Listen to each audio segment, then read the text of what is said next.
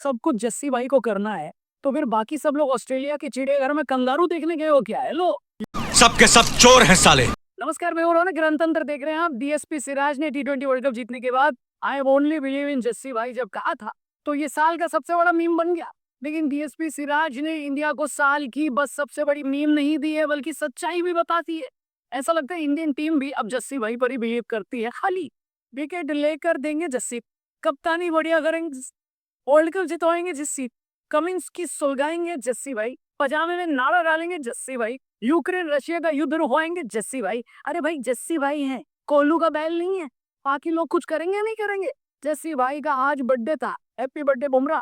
कायदे से आज के दिन बाकी टीम को उनको गिफ्ट देना चाहिए था, लेकिन यहाँ पर तो आज भी हम बुमराह के भरोसे ही बैठे हैं। पर बुमराह भाई भी तो इंसान है ना। कब तक भाई अकेले श्रवण कुमार की तरह अपने कंधों पर जिम्मेदारी उठाएंगे? आज वो नहीं चले और इसका रिजल्ट आपको स्कोर बोर्ड पर दिख जाएगा। एक काम करते हैं, शुरू से बताते हैं। दिन का खेल शुरू हुआ फिर से कंट्रोवर्शियल डिसीजन से। टीम इंडिया ने टॉस जीतने के बाद पहले बैटिंग ले ली। वो लोग जिन्होंने सेम सवाल बुमराह से पिछले टेस्ट में पूछा था और फिर जब डिसीजन सही साबित हुआ तो रजाई ओढ़कर सो गए थे, अब की यही सवाल रोहित से पूछने के लिए अपनी बिल से ये लोग बाहर निकले। मेरे हिसाब से तो बिल्कुल सही डिसीजन है। हमें इस टेस्ट मैच में चौथे इनिंग में बैटिंग नहीं करनी चाहिए, लेकिन पहले इनिंग में तो बल्लेबाजी करो कम से कम।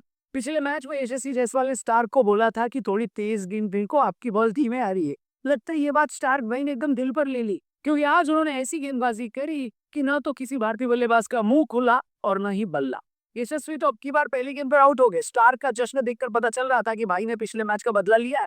लेकिन भाई खाली पिछले मैच का बदला निकालता तो ठीक था, भाई ने तो पिछले 7 जन्मों का बदला निकालने की प्लानिंग कर रखी थी। दूसरे विकेट के लिए राहुल और गिल के बीच एक बढ़िया पार्टनरशिप हुई, लेकिन आगे जाकर उनके भी विकेट गिर गए। वेल, एक बार फिर से आउटसाइड ऑफ स्टंप की गेंद से छेड़खानी करते हुए विराट कोहली भी आउट हो गए। टिनर तक आते आते टी20 के 4 विकेट गिर चुके थे। रन थे 82। फिर के बाद रोहित भाई खेलते दिखाई दिए। 2018 के बाद ऐसा पहला मौका था जब रोहित शर्मा किसी टेस्ट मैच में ओपन नहीं कर रहे थे, और ना ओपन करने का डिस्कम्फर्ट साफ दिखाई दे रहा था। इतनी मुश्किल तो बेंगलुरु में ऑटो वालों से बात करते हुए हिंदी भाषी लोगों को नहीं होती, जितनी दिक्कत में रोहित शर्मा लग रहे थे।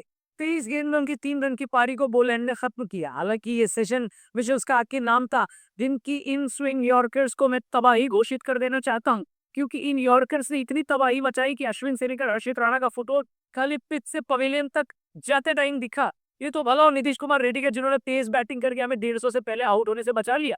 इस साल की केयर की अपार सफलता के बाद इनकी हार यानी नीतीश कुमार रेड्डी ने दिल जीता है और इंडिया की तरफ से टॉप स्कोरर बने।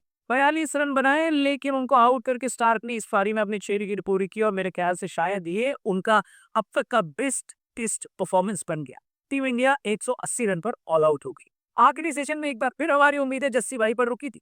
हम यही सोचकर बैठे थे कि पिछले मैच में जिस तरीके से 150 पर ऑल आउट होने के बाद बुमराह भाई ने कहर बरपाया था, अब की बात पिंक बॉल में लाइट ऑन होने के बाद जस्सी भाई औसी की ऐसी की तैसी कर देंगे, जो कि जस्सी भाई ने करने की कोशिश भी करी। उस्मान ख्वाजा का विकेट लिया।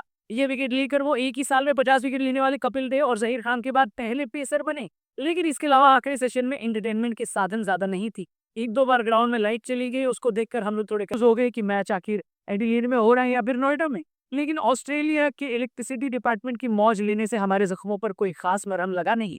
लबू जेन और उनके साथ वाले ऑस्ट्रेलियन ओपनर, जिनका नाम लेने में जुबान टेढ़ी हो जाती है, उन्होंने दिन का खेल खत्म होने तक 86 बना लिए हैं। पहली पारी में इंडिया से सिर्फ 94 रन पीछे है।